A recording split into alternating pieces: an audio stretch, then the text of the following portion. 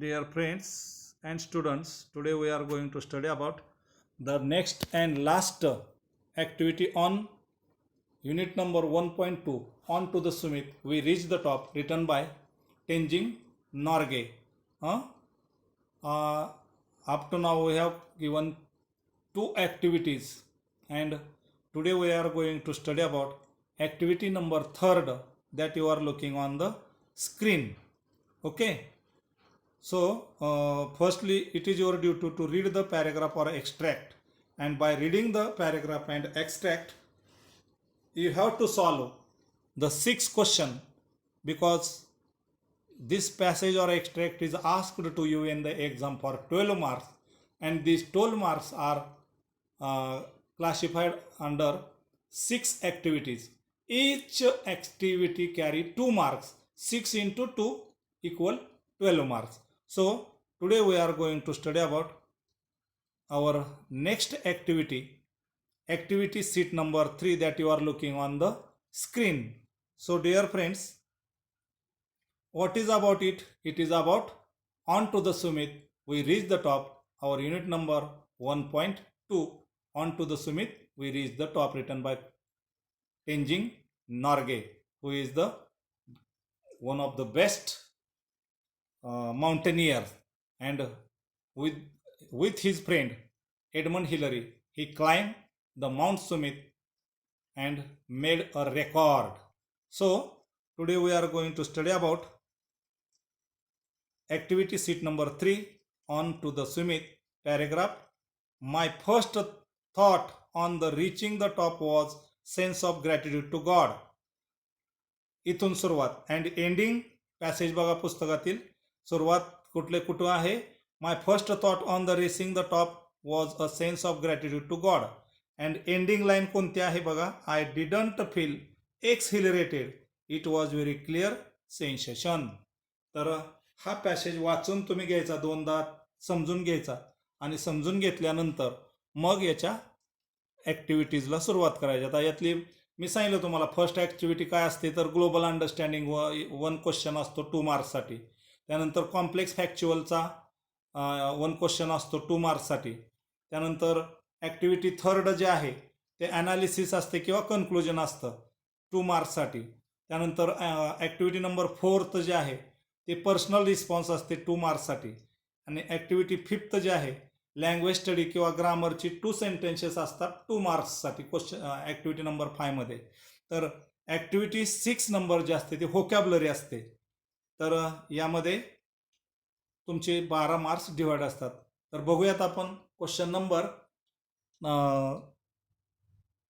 Activity number first on activity sheet number 3, global understanding question that you are looking on the screen. Okay, first question, the question what here the question is about activities that you are looking on the screen. So dear friends, first question, activity first, global understanding. Give the things that Tenzing included in the offerings. Give the things that Tenzing offering.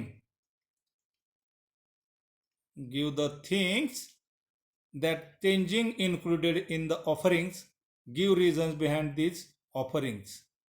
तर इथं तुम्हाला जो आहे तो जो question आहे तो question कसा आहे, कशाविषयी आहे, तर प्रश्नाचा अर्थ पहिल्यांदा समजून घ्यायचा. नेहमी कधी पण मी म्हणलंय तुम्हाला की प्रश्न काय सांगतोय, गिव्ह द थिंग्स, अशा काही गोष्टी आहेत की Tenzing included in the offerings, की त्याच्या ऑफरिंग्स मध्ये त्याने काही गोष्टींचा समावेश केला. त्या ऑफरिंग म्हणजे टू गिव्ह, ऑफर देणे. Give reasons behind these offerings, आणि मग ती देणगी देतानाच्या काय रिझन्स द्या, कारणं द्या, असं सांगितलेलं आहे.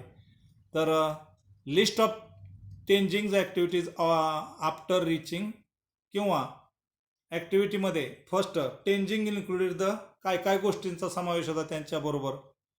तर बिस्किट्स इन्क्लुडेड बिस्किट्स, पॅरेग्राफमध्ये बघा, आता तुम्हाला दाखवलेला आहे मी पॅरेग्राफ, इथं बघा पेज नंबर ह्या पॅसेजमध्ये तुम्हाला सगळी उत्तरं आहेत. तर त्यातल्या कोणकोणत्या गोष्टीचा समावेश होता त्यात? तर पहिलं होतं बिस्किट, पहिला क्वेश्चन. त्यानंतर candy and little blue pencil in the offerings. देवाला त्यांनी कोणकोणत्या गोष्टी दिल्या गेल्यानंतर, पोचल्यानंतर? तर त्याच्याजवळ ज्या होत्या ते बिस्किट होतं, कॅन्डी होते आणि एक blue pencil which is given by his daughter निम्मा. तर ह्या गोष्टी दिल्या. का म्हणून दिल्या? तर बघा, ही offered a silent prayer in his heart. एक मनामध्ये त्याने प्रार्थना केली वर पोहोचल्यानंतर, माउंट क्लाइंब केल्यानंतर एक आनंदाच्या भरात. He included all these things in his offering because, का म्हणून त्याने त्या गोष्टी त्याच्यात समावेश केला? Because he wanted to show gratitude to God. देवाचं आभार मानायचं होतं त्याला. ग्रॅटिट्यूड, कृतज्ञता, देवाविषयीची कृतज्ञता व्यक्त करायची होती की देवा, तूच आम्हाला वर पोहोचवलंस. एवढ्याच अवघड कामासाठी तू आम्हाला माउंट सुमित क्लाइंब करण्यासाठी तू पोहोचवलंस, म्हणून देवाची त्याने आभार मानलं. He also wanted to respect the feelings of his daughter. आपल्या मुलीची जी ती भावना आहेत, ब्ल्यू पेन्सिल दिलेली, वर गेल्यानंतर देवाला तुम्ही किंवा वर माझ्यातर्फे ही ब्ल्यू पेन्सिल द्या, असं त्यांची मुलगी निम्मा हिने दिलेली. तिलाही तिच्या फिलिंग्स रिस्पेक्ट व्यक्त केला. To included her little blue pencil in the offerings, की जे ती निळीशी पेन्सिल शुल्लक होती पण त्या मुलीनं जाताना वर तुम्ही गेल्यानंतर ही तिथं द्या, तिच्या वतीनं ती देणगी होती किंवा ऑफरिंग होती, म्हणून ह्या विषयाचा रिस्पेक्टही त्यानं तिथं व्यक्त केला. आता क्वेश्चन नंबर फॅक्च्युअल असतो 2 मार्काचा, तो बघा. Complete the web highlighting the feelings and emotion of Tenzing after reaching the summit. तर आता इथं तुम्हाला वेब डायग्राम कम्प्लीट करायची. कशाविषयी? Tenzing feelings oblique emotions after reaching the summit. Mount सुमितवरती पोहोचल्यानंतर काय त्याला वाटलं, त्याच्या मनात कोणत्या भावना आल्या, याविषयीच्या भावना तुम्ही व्यक्त करा. तर काय काय भावना आल्या मनात? वर पोहोचल्यानंतर पहिला आभार त्याचं मानलं त्याने, की खरंच तो आम्हाला वाचवलं. त्याचं म्हणजे कोणाचं? गॉड. तर ग्रॅटिट्यूड टू गॉड पहिली फिलिंग, म्हणजेच देवाविषयीचा आभार, कृतज्ञता. त्यानंतर respect for daughter's offerings blue pencil. त्यानंतर इमोशन कुठली व्यक्त केली? Friendship, carry a scarf of friend. त्याचा जो एक मित्र होता, फ्रेंड, त्यानं दिलेला जो स्कार्फ होता ना, रेड स्कार्फ, त्या मित्रा स्कार्फ डोळ्या कानाला वर थंडी वाजत होती, ते कानाला स्कार्फ बांधला आणि त्या मित्राचं आभार मानलं. फ्रेंडशिप तिथून दिसून आली. आणि अजून काय झालं तर वर घेतलं की मी एक सक्सेस झालो, जिंकलो. आपण एखादी गोष्ट सक्सेस झालो, खूप विजय झालो, काय होतं आपल्याला? हॅपीनेस. तर व्हेरी हॅपी अँड एक्सायटेड. तर ह्या फिलिंग्स त्याच्या वरती गेल्यानंतर, माउंट सुमितवरती पोचल्यानंतर त्याच्या मनातल्या त्या फिलिंग्स किंवा भावना होत्या. त्यानंतर ॲनालिसिसमध्ये बघा, टेंजिंग वोर the red scarf give it's reason. त्यानं स्वतःला वर पोचल्यानंतर रेड स्कार्फ बांधला. कारण काय? तर त्यानं दिलेला जो मित्र होता ना, ज्या मित्रानं त्याला दिली होती भेट म्हणून, ते रेड स्कार्फ म्हणजेच मित्राला समोर आणलं त्याने, मित्राची आठवण काढली, म्हणून त्याने ते रेड स्कार्फ विषयी बोललेलं आहे. तर बघा, रेड स्कार्फ विषयी, टेंजिंग वोर द रेड स्कार्फ, कारण लाल स्कार्फ त्याने बांधला, गुंडाळला थंडीपासून बचाव व्हावा म्हणून, की जो त्याच्या मित्रानं दिला होता त्याला. का त्यानं तो घातला असा प्रश्न आहे. तर रेड स्कार्फ का वापरला? तर because it was given by his great friend Lambert. मी आताच बोललो तुम्हाला, त्याच्या एका महान मित्रानं, लॅम्बर्ट लॅम्बर्ट कोण होता? वन ऑफ द ग्रेटेस्ट गिर्यारोहक, म्हणजेच माउंटेनियर, की जे त्यानं भेट म्हणून दिली होती म्हणून. तर का घातला? तर it was given by his great friend Lambert. कोण होता Lambert? A leader of the 1952 Swiss expedition. जो गिर्यारोहण केलं होतं 1952 साली, त्यातला तो कोण होता? लीडर होता. आणि ह्यानं 1953ला वर पोचलाय. पण आधार पाहिला कोणाचा होता? की जो त्याचा मित्रानं, लॅम्बर्टनं त्याला दिला होता 15,000 फुटावरती किंवा 28,000 फुटावरती. त्याची आठवण झाली आणि म्हणून तो बांधला. ही रिमेंबर द लॅम्बर्ट. ते बांधताना त्याने, मी मगाच तुम्हाला सांगितलं की रेड स्कार्फ बांधताना त्यानं त्याचा मित्र Lambert, leader of the 1952 Swiss expedition, त्याचा तो लीडर होता, त्यानं दिलेला त्याची आठवण म्हणून ते बांधला. And felt that he was with him. आणि रेड स्कार्फ बांधल्यानंतर त्याला असं वाटलं की तो माझ्या बरोबर आहे, ही भावना त्याच्या मागे होती, म्हणून त्यानं रेड स्कार्फ बांधला. प्रश्न तुम्हाला जर आला का आला तर due to his friend and his love, due to his friend Lambert and his love about the red scarf, हे लक्षात ठेवायचं. आता क्वेश्चन नंबर 4 जो आहे तो 4 क्वेश्चन आहे तो पर्सनल रिस्पॉन्स क्वेश्चन असतो.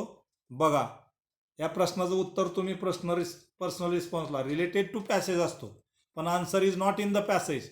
It is your duty to understand the question in Marathi and try to give our answer your own, स्वतःचं उत्तर द्यायचं. तर बघा, प्रश्न समजून घ्या अगोदर. Give the list of various hazards, hazards म्हणजे संकट, धोके, and risk that the mountaineer, गिर्यारोहण करताना एखाद्या गिर्यारोहकाला किंवा वरती क्लाइंब करताना किंवा ट्रेक करताना कोणकोणत्या धोक्यांना, संकटांना तोंड द्यावं लागतं. Has to face in and expedition, वर चढत असताना कोणकोणत्या एखाद्या गिर्यारोहक, तुम्ही समजा भविष्यात गिर्यारोहक म्हणून झाला माउंटन क्लाइंब करायला, तर कोणकोणत्या गोष्टींना तुम्हाला तोंड द्यावं लागेल. तर पुस्तकातलं उत्तर नसतं, तर तुमच्या मनानं सांगायचंय. Various hazards and risk that a mountain has to face in expedition, वर चढताना अनेक संकटांना तोंड द्यावं लागतं. उदाहरणार्थ, first, trouble of snowy and stormy wind, बर्फ आणि वादळ यांचा ट्रबल, त्रास. त्याचबरोबर number 2, keep safe from a falling rocks, falling ice and boulders, तर तुम्हाला बर्फातून पडण्याची भीती असते किंवा खाली पडण्याची बर्फातून किंवा रॉकमधून, खडकातून किंवा बोल्डर्समध्ये अडकण्याची भीती असते. ह्या गोष्टीला तोंड द्यावं लागतं. त्याचबरोबर पॅसेजमध्ये बघा, अजून कशाला पॅसेजमध्ये नाही तर हे उत्तर स्वतः लिहायचंय. Third, protect from hi attitude sickness, अति उंचावरून स्वतःला प्रोटेक्ट करायचं, आजारी वगैरे पडू नये म्हणून, नाहीतर तुमचं काम गिर्यारोहणाचं अर्धवट राहील. त्यानंतर to carry wounds caused due to sliding or falling down, तर जखम वगैरे झाली काहीतरी, स्वतःची काळजी घ्यावी लागते. Due to sliding or falling, घसरून किंवा खाली पडून तुम्हाला जर जखम झाली वगैरे तर ती तशीच तुम्हाला घेऊन पुढं रखडत राहावं लागतं. Number 5, avoid snow bite during the stay or journey, अजून जिथं तुमचा मुक्काम आहे, प्रवास आहे, तिथं स्नो बाईट, बर्फ तुमच्यावरती पडतो, त्यातून तुम्हाला मार्ग काढावा लागतो. ह्या ट्रबल्स आहेत.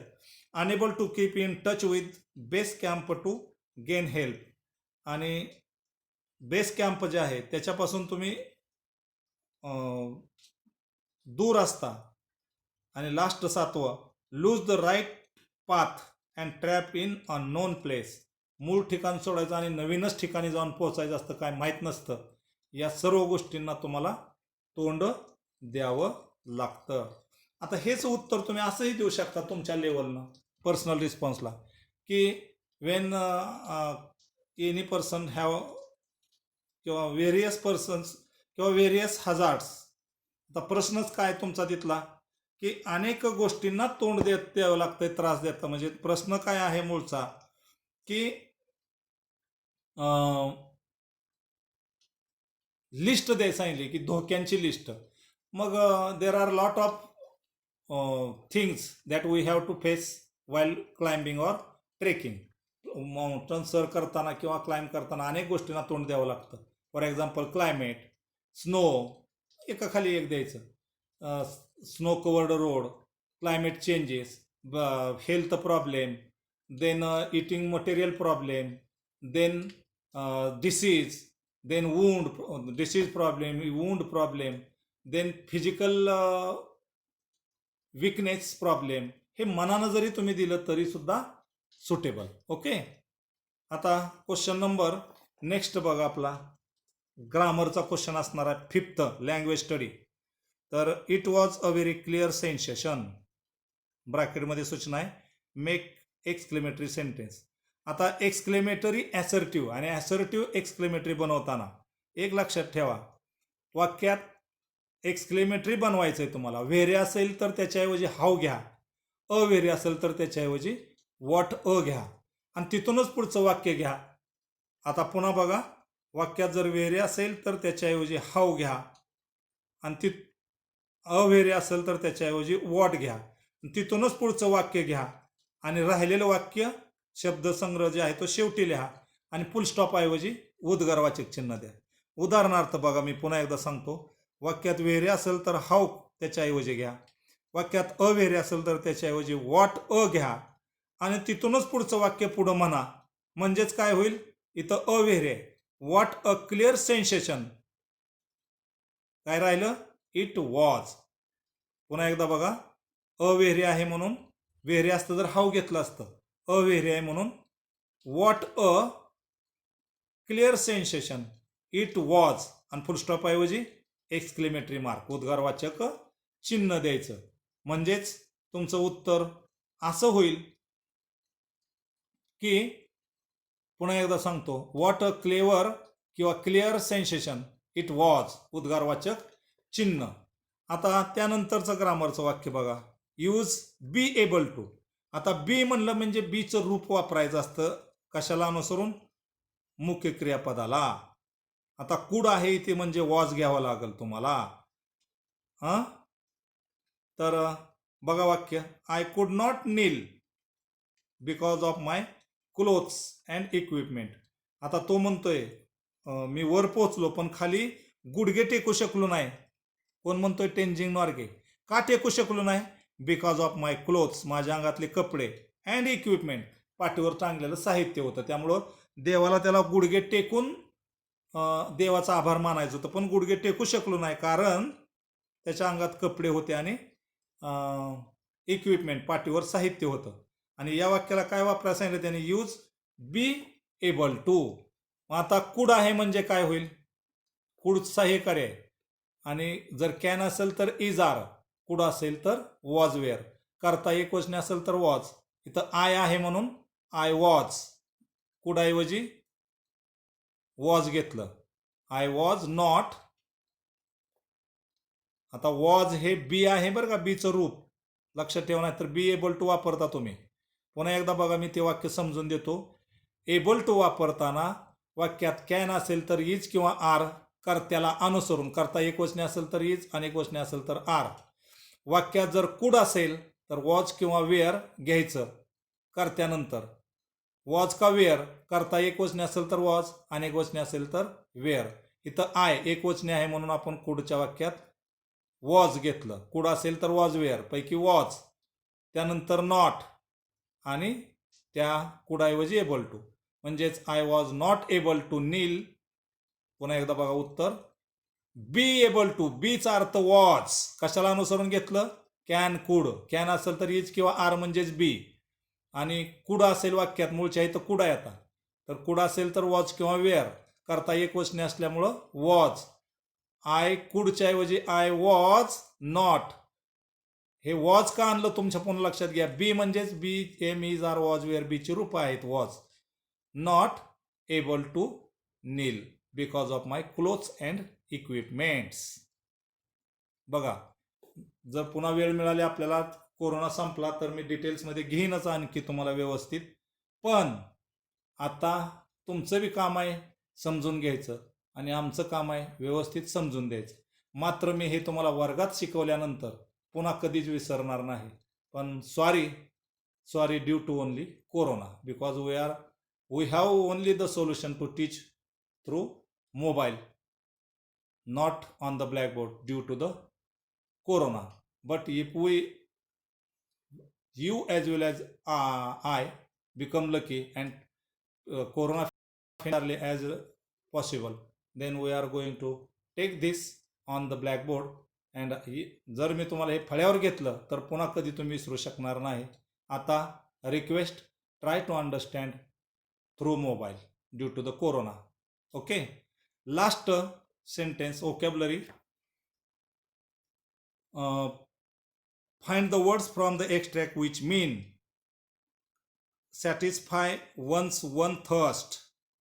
सॅटिस्फाय वन्स वन थर्स्ट या अर्थाचा शब्द पॅसेज मधून शोधा आणि सांगा. तर क्वेंच QUENCH हा शब्द आहे तहान भागवणे. एखाद्याची तहान भागवणे म्हणजे सॅटिस्फाय वन्स वन थर्स्ट. तर क्विंच हा शब्द आहे क्वेंच QUENCH पॅसेज मधला बघा. त्यानंतर नेक्स्ट वर्ड आहे कुठला वर्ड आहे बघा. Second very happy and excited अतिशय आनंदित किंवा उल्हासित होणे. एक्सहिलरेटेड शब्द आहे बघा पॅसेजमध्ये. एक्सहिलरेटेड स्पेलिंग बघा EXHILARATED. एक्सहिलरेटेड म्हणजेच एक्सायटेड, व्हेरी हॅप्पी, आनंदी. त्यानंतर अकॉर्ड हा शब्द आपल्याला भरायचा आहे. ॲग्रीमेंट ॲग्रीमेंटचा अर्थ आहे थर्ड शब्द आहे ॲग्रीमेंट AGREEMENT. तर ॲग्रीमेंटचा अर्थ आहे त्या अर्थाचा शब्द आहे पॅसेजमध्ये अकॉर्ड ACCORD. आणि लास्ट शब्द जो आहे तो बघा वर्ड व्हॅल्युएबल मौल्यवान. तर व्हॅल्युएबल अर्थाचा शब्द आहे पॅसेजमध्ये प्राइज्ड PRIZED. पुन्हा एकदा बघा व्हॅल्युएबल मीनिंग अर्थाचा पॅसेजमधला शब्द आहे प्राइज्ड PRIZED. पुन्हा एकदा सांगतो मी सगळे शब्द. Satisfy one's thirst quench QUENCH. Very happy and excited exhilarated. And agreement accord ACCORD accord. आणि व्हॅल्युएबल या अर्थाचा शब्द आहे prized PRIZED. So dear friends, we have completed activity number 3 here. On to the summit we reach the top. So try to understand and study at home. Today we are going to stop here. Thank you. Okay.